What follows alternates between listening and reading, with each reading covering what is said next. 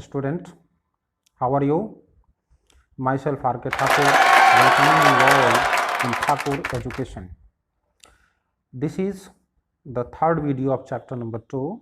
Before that, we have discussed a lot about the type of flower, the parts of the flower, the formation of pollen grain, formation of egg cell. These are already discussed in previous video. One who did not see all these things should go for previous video just before this video. Okay, now we will discuss about what is pollination. The term pollination refers that the transfer of pollen grain from anther to stigma, correct? The transfer of pollen grain from anther to stigma is known as pollination. That you know that the formation of male gamete and female gamete have been taken place already. Now the transfer of male gamete from the male reproductive part to the female reproductive part for the process of reproduction is known as pollination. The pollination may be three types. The first is, you see, autogamy. Here, what is autogamy? Simple, the transfer of pollen grain from anther of a flower to the stigma of the same flower is known as autogamy, correct? जब pollen grain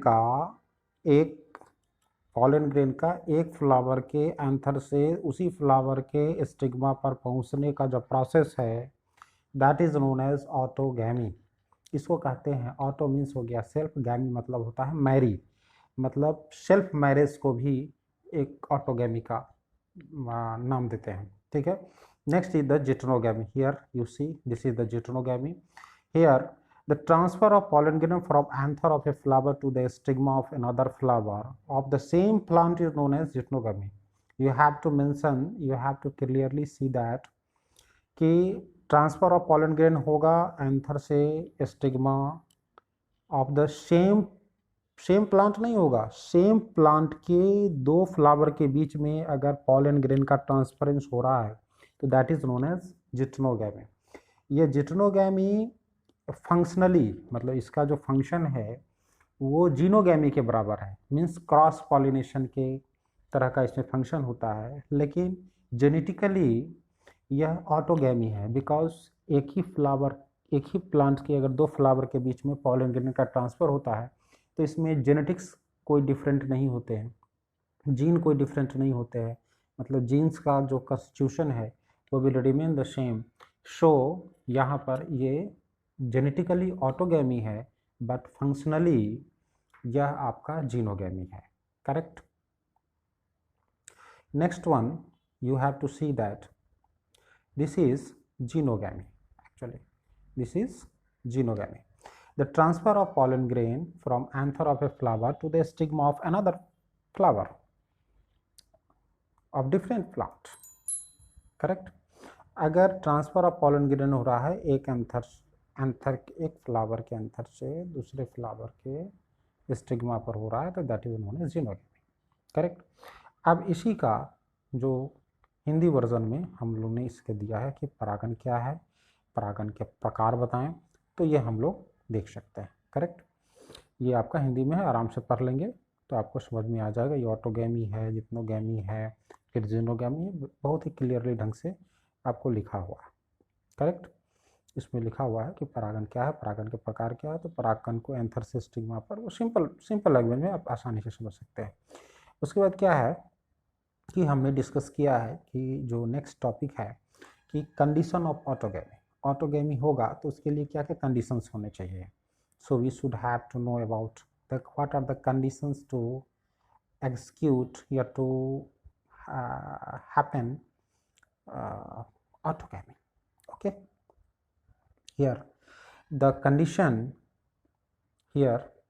condition of autogamy is number 1, the maturation of stigma and anther at the same time. Stigma और anther का maturation बिल्कुल एक same time पर होना चाहिए. Flower cleistogamous होना चाहिए, मतलब फ्लावर में ब्लूमिंग नहीं होनी चाहिए, मतलब फ्लावर बिल्कुल क्लोज होने चाहिए. तभी होगा, उसमें ऑटोगैमी कंडीशन है।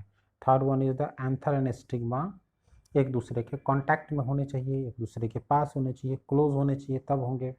और fourth one is the pollination takes place before the opening. अगर फ्लावर चास्मोगैमस है, फ्लावर अगर जिसमें ब्लूमिंग होता है, तो फ्लावर के खिलने से पहले उसमें पॉलिनेशन हो जाए, तभी ये ऑटोगैमी हो सकते हैं। तो these are the 4 conditions of autogamy. Number 1, anther और स्टिग्मा एक ही टाइम पर मैच्योर हो। दूसरा है क्लिस्टोगैमस फ्लावर हो। और तीसरा हो कि जो एंथर और स्टिग्मा हो एक दूसरे के क्लोज हो। करेक्ट है। उसके बाद हम लोग देखेंगे, नेक्स्ट है, उसके बाद हम लोग यहाँ पर ये हिंदी में दिया हुआ है, आप हिंदी में भी देख सकते हैं। Next one, the question number 10 है कि what is cleistogamous and chasmogamous flowers. तो here it is very clearly written that the flower which never opens, ऐसा फूल जो कभी खिलता ही नहीं है, that is known as the cleistogamous flower. And इस केस में हमेशा जानते हैं जो फ्लावर कभी खिलेगा नहीं है, तो वहाँ से एंथर से जो पॉलन ग्रेन्स है वो बाहर नहीं जाएंगे, तो जीनोगैमी का कोई चांस ही नहीं है। तो ऐसे केस में डियर स्टूडेंट्स हमेशा के लिए ऑटोगैमी ही होगा।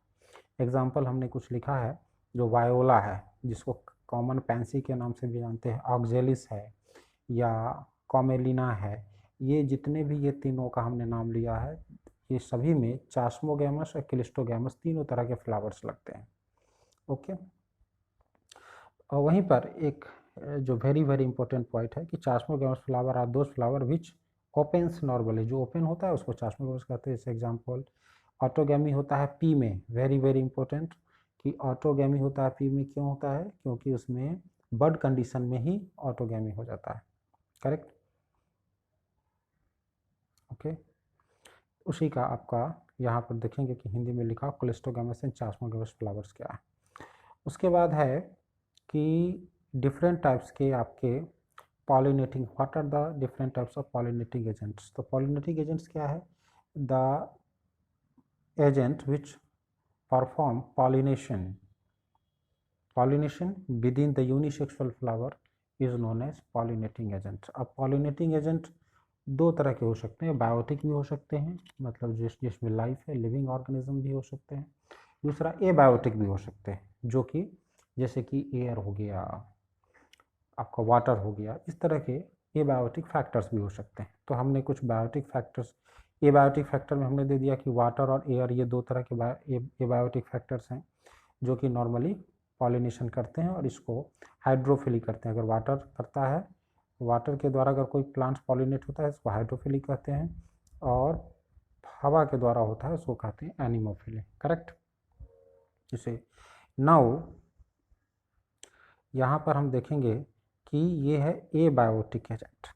अब जो बायोटिक एजेंट है, बायोटिक एजेंट में सबसे पहला इंटमोफिली। इंटमोफिली क्या है? अगर पॉलिनेशन इंसेक्ट के द्वारा होता है तो उसको इंटमोफिली कहेंगे। दूसरा है माल्कोफिली, अगर पॉलिनेशन मोलस्का के द्वारा होगा तो उसको कहेंगे माल्कोफिली कहेंगे, जैसे कुकरबिट्स में होता है, वेरी इंपॉर्टेंट। उसके बाद है मार्मिकोफिली, अगर पॉलिनेशन एंट्स के द्वारा हो, चींटी के द्वारा हो तो उसको मार्मिकोफिली कहते हैं। उसके बाद जो पॉलिनेशन कैरेप्टोफिली, ये अगर बैट्स के द्वारा हो, चमगादड़ के द्वारा हो तो उसको कहते हैं कैरेप्टोफिली, एक्चुअली बनाना में भी होता है। उसके बाद 5 नंबर है ओरिंथोफिली, अगर पॉलिनेशन बर्ड्स के द्वारा हो, जैसे सिल्क कॉटन है तो उसको कहते हैं ओरिंथोफिली। उसके बाद है आपका जूफिली। जूफिली में होता है कि अगर एनिमल्स के द्वारा पॉलिनेशन होता है तो उसको जूफिली कहते हैं। करेक्ट। उसके बाद यू हैव टू सी कि उसी का हम यहाँ पर देखेंगे कि ये सब हिंदी वर्जन है, आपके हिंदी फॉर्म मिलेंगे, परागण के विभिन्न प्रकार आप देख सकते हैं। उसके बाद नेक्स्ट क्वेश्चन की तरफ हम लोग बढ़ते हैं कि नेक्स्ट क्वेश्चन क्या है। नेक्स्ट क्वेश्चन है what are the characteristics of anemophilous flowers. हम लोग देखेंगे क्या कैरेक्टरिस्टिक्स है। तो सबसे पहला है कि उसमें वो एनिमोफिलस का मतलब क्या होता है? जो हवा के द्वारा हो, एयर के द्वारा हो। तो सबसे पहला होगा वो कलरलेस फ्लावर होगा, ऑर्डरलेस होगा, नेक्टारलेस होगा। उसके बाद जो नंबर 2 में हम लोग रखे हैं, वो पॉलन ग्रेन्स क्या होंगे, ज़्यादा नंबर में होंगे, जो कि ज़्यादा नंबर में पॉलन ग्रेन्स होंगे तभी वो एयर के द्वारा बहुत सारे स्पॉयल भी हो जाएंगे, तो भी वो कुछ ना कुछ जा करके पॉलिनेशन में पार्टिसिपेट करेगा। उसके बाद पॉलन ग्रेन्स का लाइट वेट होगा। उसके बाद पॉलन ग्रेन्स हेयरी होंगे, स्टिग्मा हेयरी हो सकता है, फीदरी हो सकता है। फ्लावर्स आर इनकंसिक्वेशन स्मॉल, मतलब अस्पष्ट होंगे, वो बहुत सारे फ्लावर ऐसे होंगे दिखाई नहीं पड़ते होंगे, बहुत छोटे स्मॉल सोचते हैं, तो ऐसे फ्लावर में हवा के द्वारा एनिमोफिलस पॉलिनेशंस होते हैं। उसका tassels are found in the corn, maize में जो बाल की तरफ निकले होते हैं ना, उसमें उसको टैसल्स कहते हैं एक्चुअली, वो मिलते हैं। उसका dehiscence of anther gunpowder mechanism के द्वारा होता है। तो यहाँ पर हमने देखा कि these are the condition for anemophilous flower. यहाँ पर हम निश्चित रूप से ये हिंदी में देख सकते हैं कि हिंदी में ये सारी चीज़ें हैं, आप आसानी से इसको पढ़ सकते हैं। जो हिंदी में, हिंदी वर्जन वाले जो लोग हैं, बच्चे होंगे, वो भी आप इनको देख करके समझ सकते हैं। ठीक है, तो अभी हम लोगों ने करीब 3-4 क्वेश्चंस का हमने स्टडी किया है, और उसके बाद अभी तक जो भी हमने डिस्कस किया होगा, आई होप कि बहुत ही आसान होगा, समझ गए होंगे। और इसके बाद हम लोग जो नेक्स्ट वीडियो बनाएंगे, इससे आगे के जो क्वेश्चन आंसर है उस पर हम लोग डिस्कस करेंगे। और यहाँ तक जो भी बताया गया है, अगर आपको किसी तरह की कोई समस्या है तो आप जो नीचे कमेंट बॉक्स होता है, उस कमेंट बॉक्स में कमेंट कर दें, और इस वीडियो को अपने जितने भी स्टूडेंट्स हैं या ग्रुप्स हैं आपके, या फैमिली मेम्बर्स हैं, या जिनको इस तरह के स्टडी में लगे हुए हैं, चाहे वो 11th-12th का प्रिपरेशन कर रहे हैं, वो नीट का प्रिपरेशन कर रहे हैं, या एग्रीकल्चर का प्रिपरेशन कर, उनके बीच में आप शेयर करें, उनको काफ़ी इनसे बेनिफिट मिलेगा, कुछ कंसेप्ट काफ़ी इनसे क्लियर हो जाएगा। और जो लोग अभी तक इस चैनल को सब्सक्राइब नहीं किए हैं, वो सब्सक्राइब निश्चित रूप से कर लें, शेयर करें, कुछ उनको और कुछ इसके बारे में चाहिए तो उसमें कमेंट्स करके बताएं, साथ ही साथ बेल आइकन दबाना नहीं भूलेंगे। Thank you, wish you all the best.